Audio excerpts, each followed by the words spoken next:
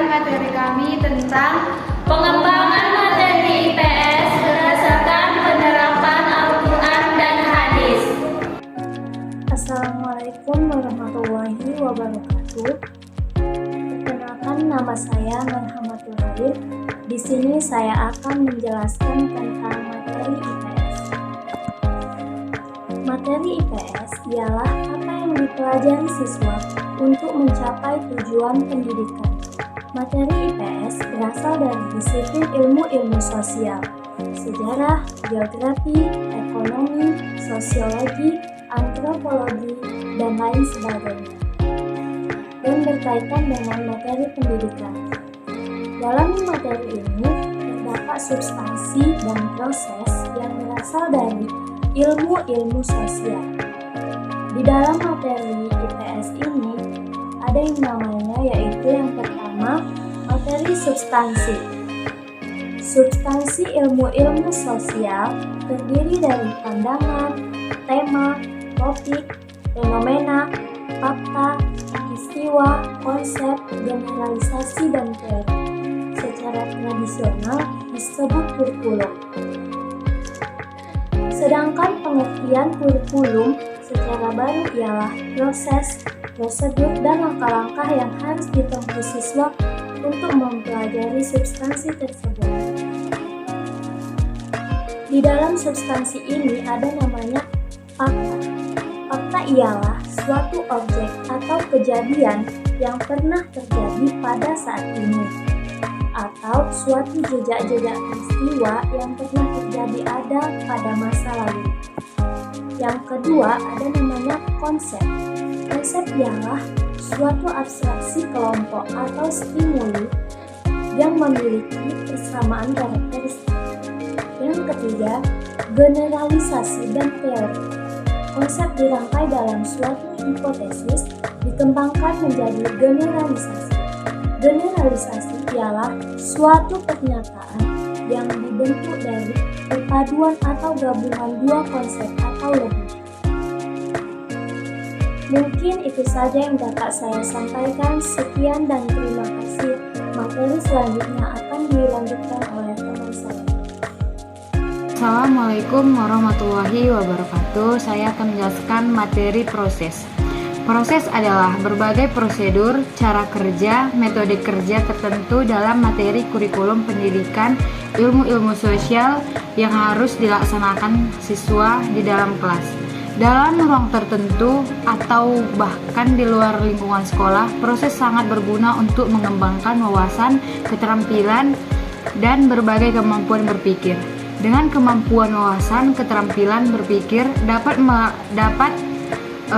berpikir dan pelaksanaannya teknis. Apa yang dipelajari siswa bukan hanya sekedar mengetahui dan memahami saja, tetapi melatih siswa bekerja berdasarkan apa yang dikemukakan dalam materi tersebut.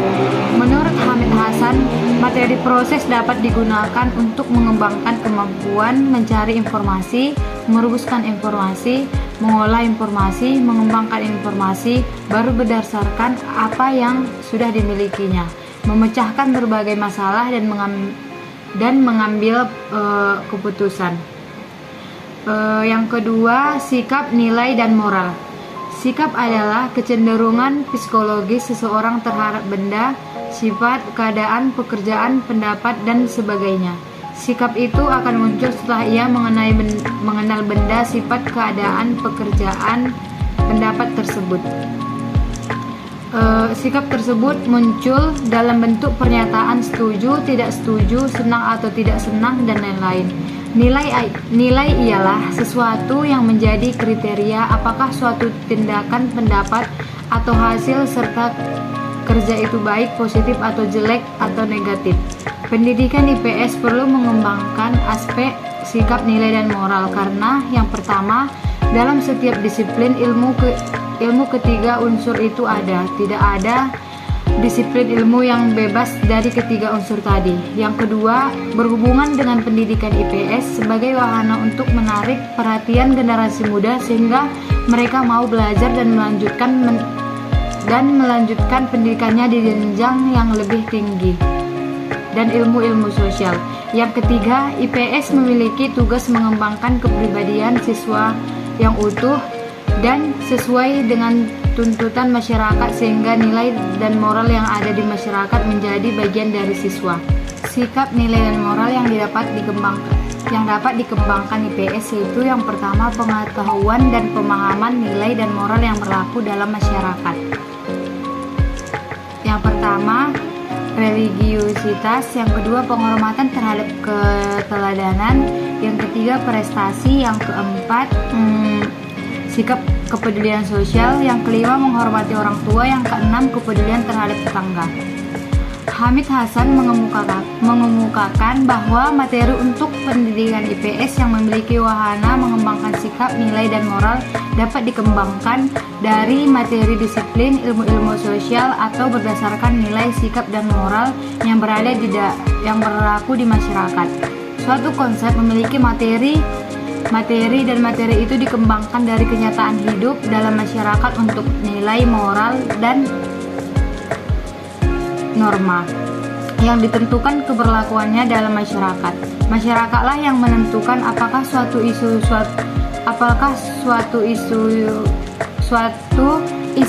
nilai, norma, dan moral dapat dikembangkan dalam kehidupan sehari-hari atau tidak, ataukah tidak ada kesesuaian dengan apa yang berlaku di masyarakat. Jika ia tidak sesuai dengan apa yang berlaku di masyarakat, maka apakah ketidaksesuaian itu dianggap sebagai pengembangan nilai norma yang berlaku atau sesuai dengan yang membahayakannya? Demikian pula pembahasan mengenai nilai yang harus dikembangkan berhubungan dengan adanya berbagai etnis tersebut, di mana setiap kelompok etnis memiliki nilai sosial dan budaya yang mungkin berbeda sama lainnya. Contoh lainnya yaitu berhubungan dengan rasa cinta tanah air. Materi sesuai untuk mengembangkan sikap, bahkan menjadikannya sebagai nilai hidup seorang peserta didik. Untuk hal demikian adalah materi disiplin sejarah. Baiklah, hanya yang dapat saya sampaikan. Wassalamualaikum warahmatullahi wabarakatuh. Poin B yaitu pengorganisasian materi IPS. Pengorganisasi materi IPS adalah membahas mengenai bagaimana materi yang ada diatur sehingga merupakan wilayah yang utuh. Materi IPS yang dikembangkan dari disiplin-disiplin ilmu sosial tersebut diorganisasikan dan diatur sedemikian rupa sehingga materi yang disajikan menjadi satu kesatuan yang utuh dan disesuaikan dengan kebutuhan dan tingkat perkembangan siswa. Pengorganisasian materi IPS dapat dibedakan menjadi 3. Yang pertama, pengorganisasian terpisah. Setiap disiplin ilmu sosial diajarkan secara terpisah. Disiplin ilmu sosial yang diajarkan membawa karakteristiknya masing-masing. Contohnya, sejarah diajarkan terlepas dari biografi, ekonomi, sosiologi, antropologi, dan politik.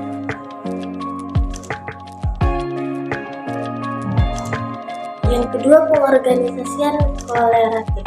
Pengorganisasian ini tidak menghilangkan ciri dari disiplin ilmu yang bersangkutan. Pengorganisasian ini hanya mencoba mencari keterkaitan pembahasan antara satu pokok bahasan dengan bahasan lainnya. Melalui keterkaitan itu, siswa belajar mengenal satu pokok bahasan dari satu disiplin ilmu berhubungan dengan pokok bahasan lain disiplin ilmu lainnya. Selanjutnya akan disampaikan oleh rekan saya. Saya akan melanjutkan materi kedua tentang pengorganisasian materi IPS.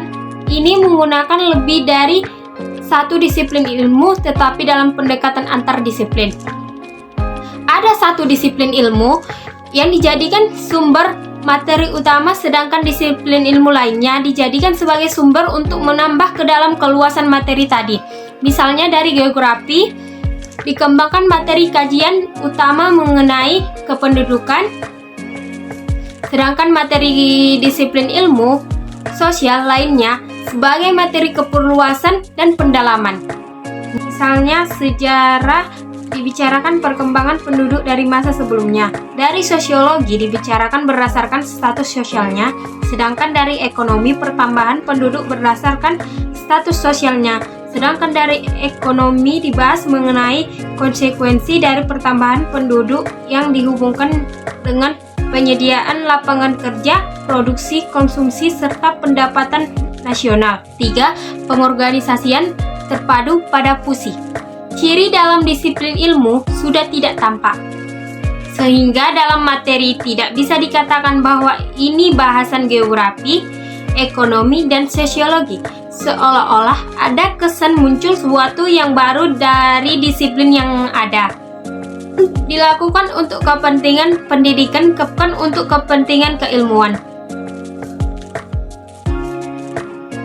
Pengorganisasian materi dengan pusi ini meminta disiplin ilmu untuk tidak menonjolkan dirinya sebagai contoh apabila pokok bahasan diidentifikasi dan akan diajar penduduk.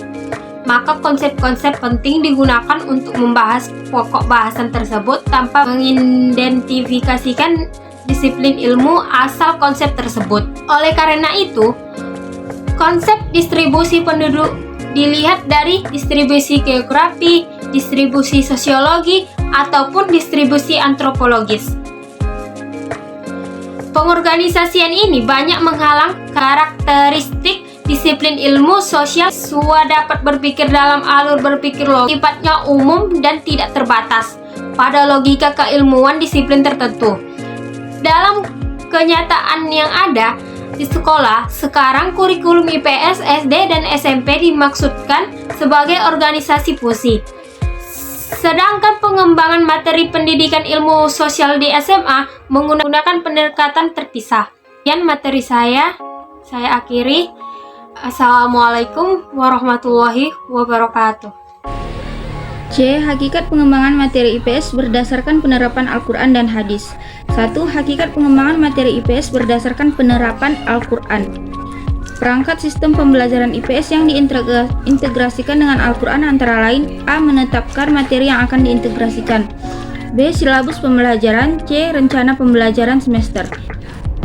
Pembelajaran integrasi sebagai suatu konsep merupakan pendekatan pembelajaran yang melibatkan beberapa mata pelajaran untuk memberikan pengalaman belajar yang bermakna bagi peserta didik. Bermakna artinya dalam pembelajaran terpadu, siswa akan memahami konsep-konsep yang mereka pelajari itu melalui pengalaman langsung dan menghubungkannya dengan konsep-konsep lain yang mereka pahami. 2. Hakikat pengembangan materi IPS berdasarkan penerapan hadis. Sebagai bahan pengembangan materi IPS di lingkungan madrasah dapat dilakukan dengan mencari dan menarik hubungan antara hadis dan ilmu sosial sebagai basis dari bangunan materi IPS. Di dalam hadis sebenarnya banyak mengandung persamaan nilai-nilai dan prinsip-prinsip sebagaimana yang terdapat dalam ilmu-ilmu sosial, seperti bagaimana teori ilmu sosial membahas mengenai pembentukan tatanan manusia dan menganalisis proses pembentukannya. Baiklah, demikian yang saya sampaikan. Saya kembalikan kepada moderator.